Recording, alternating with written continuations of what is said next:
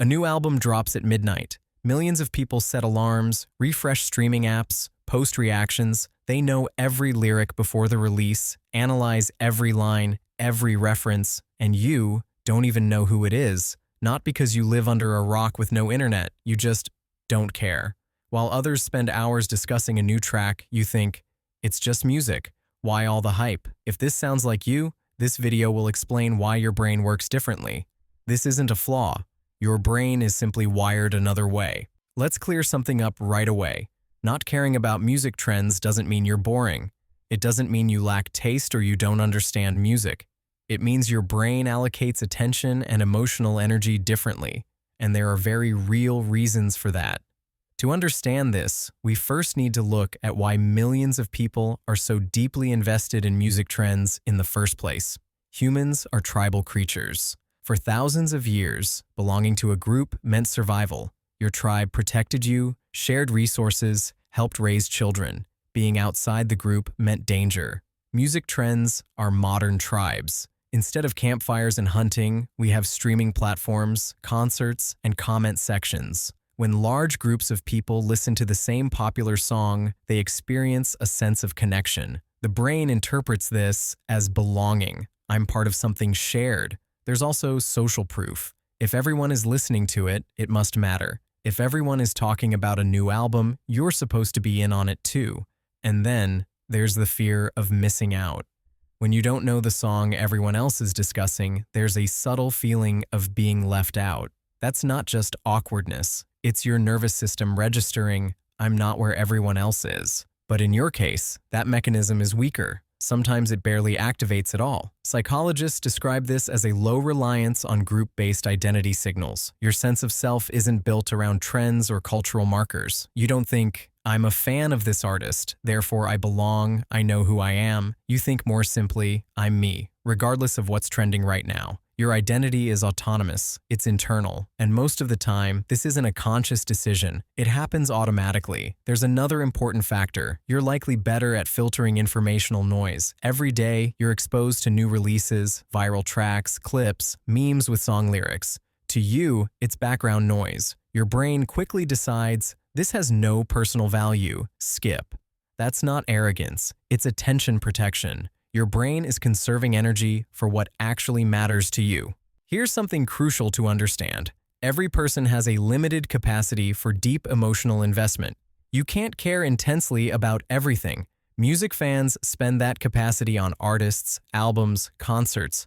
New releases give them an emotional high. For them, music is an event. You spend that capacity elsewhere. When a fan says, this album changed my life, you genuinely don't understand how that's possible. To you, it feels like sound, not a life event, but you feel that same intensity elsewhere. In a book that reshaped how you think, in a project you built from scratch, in a conversation that shifted your perspective, in a moment of silence or nature that stayed with you. Your brain is looking for the same things, meaning connection, emotional resonance, just not where millions of other people look for them.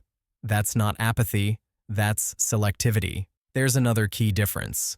Many fans form one-sided emotional bonds with artists. They know their stories, their lyrics, their interviews, and feel a sense of closeness, even if the connection isn't mutual. And for their brains, that's enough. You're different.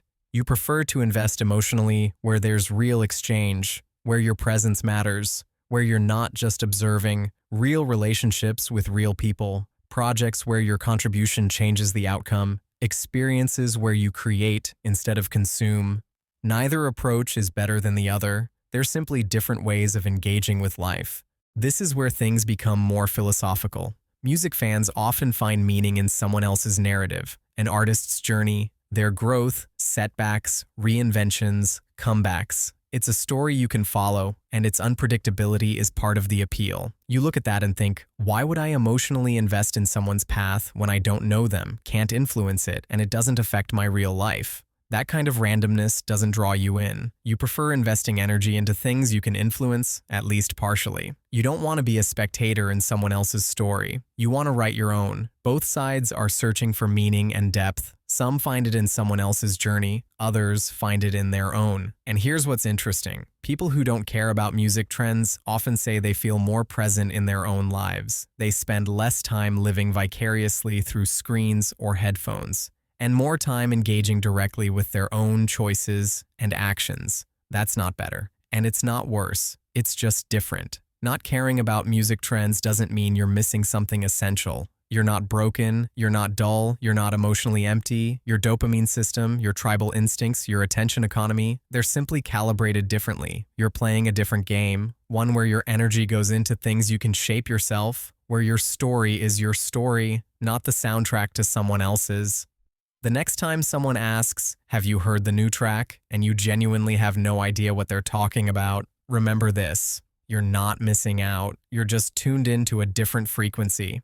If this felt familiar, leave a comment about what matters more to you than music trends. And subscribe if you want more videos about the psychology of people who think a little differently than the crowd.